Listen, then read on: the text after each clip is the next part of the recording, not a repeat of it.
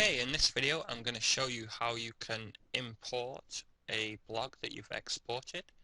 Now the reason you'd want to do this is you've either changed a web host or maybe you've just flipped or sold the blog and you're going to install it for the person who's purchased it. Now it's important to remember that you can only follow along to this video if you exported it following along to the other video I created. There'll be a link below this video to the video I'm talking about. Okay, so the first thing you have to do is inside your control panel, and in my example I'm using HostGator, you need to add the new blog domain that you want to install it on. Now I've already gone ahead and created a subdomain on the domain I want to install it on. So once you've added the domain, the next step is to scroll down and locate MySQL database wizard, because we have to go and create a new database for the blog.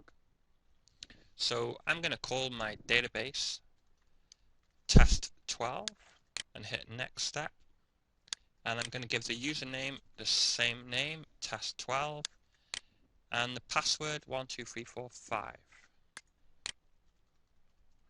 Now I do not recommend using a simple password like this, and I will be deleting it once I've completed this video. Now I recommend you use the password generator, or if you use RoboForm like I do, generate a strong password that way. So once you've entered in your password, hit create user. And before moving on here, what I recommend you do is open up Notepad or something and select this text here, because it contains the full username, the password, and the full database name. So copy and paste that into a file. It's up to you if you want to save it or just leave it open until you finish the installation. So we need to grant access to all privileges and hit next step. So the database has been created successfully and we can hit return home. So the next step we need to take is, if you followed the previous video, we need to upload the blogname.zip file to the root directory. Now to do that, I'm going to use the file manager. And in this pop-up that appears, I'm going to locate the document root for the domain name.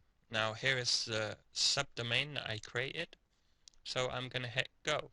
Now if your web host doesn't have this, you will have to kind of manually locate your way to the correct root, the root folder here. Now, because this is a video, I've previously already uploaded the zip file because it takes around 4 or 5 minutes depending on the size. So all you should be seeing is the CIG bin folder. Now to upload the zip file, you would simply come over to upload, browse, select the zip file and upload. Then once it's uploaded, you can close that window. So once it's uploaded, you may need to refresh this page to see the zip file. Now I'm going to select the zip file and hit extract. And I don't need to edit anything there, so extract files. Now this is probably going to take a minute to extract. So all of the files and folders have been extracted, and I'm going to hit close, and as you can see, all of my folders and files are listed here. The only file we do not really need are these, well actually there's two I guess, is the error log file and the Fantastico files list.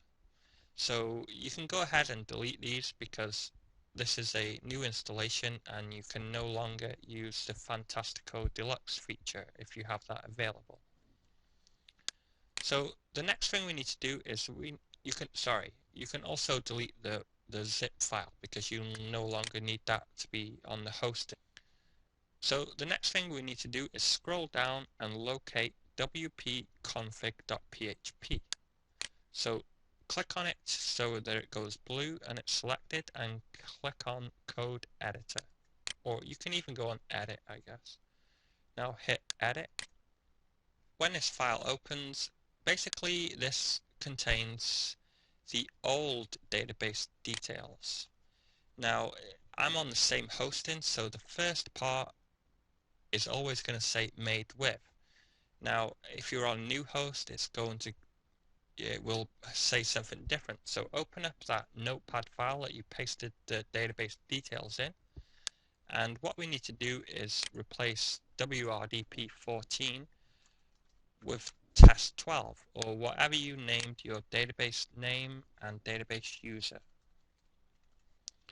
And I've had to blur out my password because I don't want to have to edit the password on the original blog, but you would simply enter in your new password. So once you've done that, you hit save changes. I'm going to maximize my screen again. So you can close this window now, and you can also close the file manager.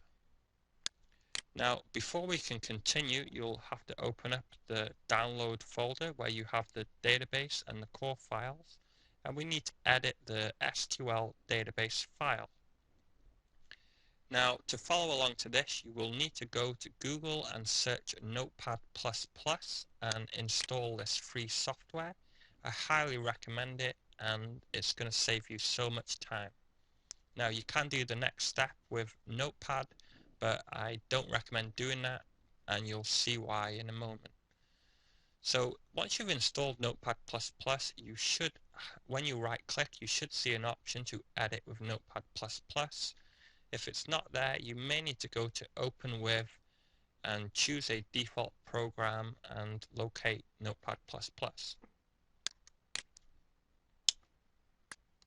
Shoot, not sure what I clicked then. Okay, so edit with Notepad++. So this file contains all of the blog posts, comments, settings, etc. But the thing is, as you can remember, the original blog was installed on quitnowstopsmoking.com. So what we need to do is hit search and replace. Just remove that. So what I want to do is everywhere there it mentions quitnowstopsmoking.com, I want to replace it with my new domain. Now for me it is a subdomain, so I'm going to enter smokingtest.quitnowstopsmoking.com.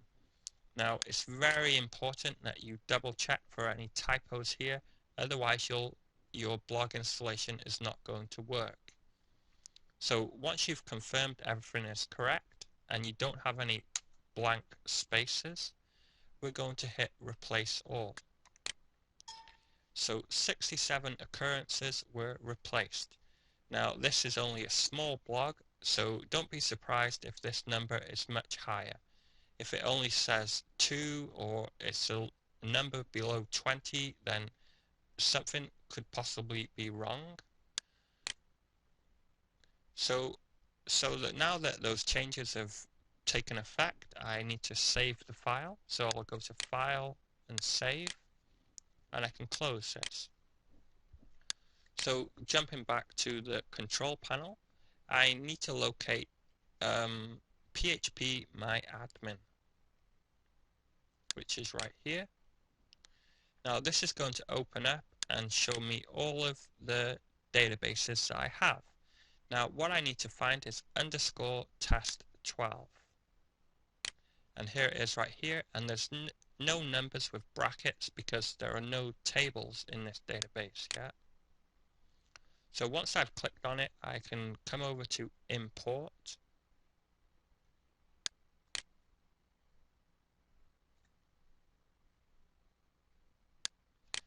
Try that again, import, and I'm going to hit browse. Now it's already opened up the correct folder, but if for some reason it doesn't and you're not sure what location you're at, one of the easy things to do is, like I'm running Windows Vista, and this is the folder where I downloaded everything. And so in the drop down menu bar up here, if I just click over here, it's going to give me the full location. So I can right click that and copy. So this is the browse window. Now, for example, if I was in some other location and I didn't know where my my database file was, I can simply put the file name and paste the location. Now I'll hit open and it's going to open the folder for me. So now I select my SQL file, the database, and hit open and then hit go, which is over on the right.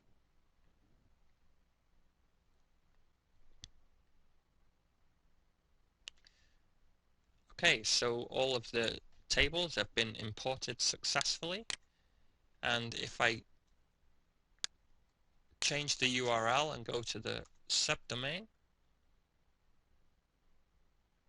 you'll see that the blog is all working fine.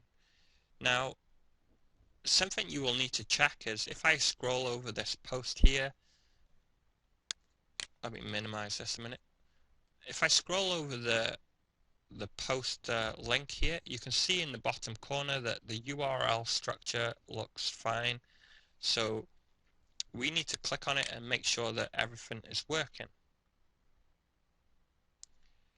Now, had we not edited the database, when I hovered over any kind of link here, it wouldn't say smokingtest.quitnowstopsmoking.com.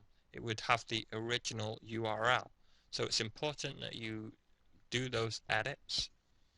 Now, if for some reason when you click on a post or a page it doesn't work, it may be because you need to regenerate the .htaccess file. Now, to do that, you'll need to log into the blog, and the login details will be exactly the same as the login details that we used when you exported the blog from the original host. And to regenerate the htaccess file, you would simply go to the permalink settings and hit save. This will automatically regenerate the .htaccess file. You know, if you come across any problems or you need help, just post a comment below, contact me via my support form, and I'll be glad to help you.